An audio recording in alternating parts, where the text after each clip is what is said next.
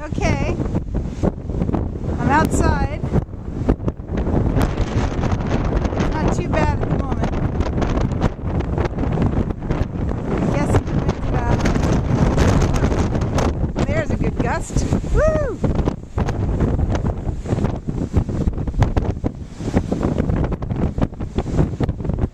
The prevailing wind feels about 45. And they've had gusts in this area recorded at over 100 miles an hour today.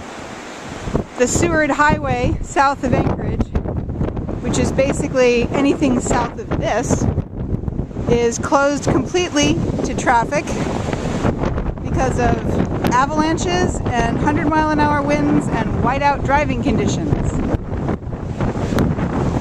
So I'm happy to have a warm house right behind me.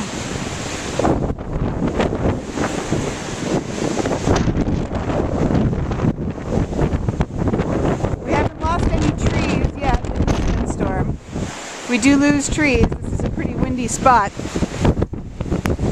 but so far so good today.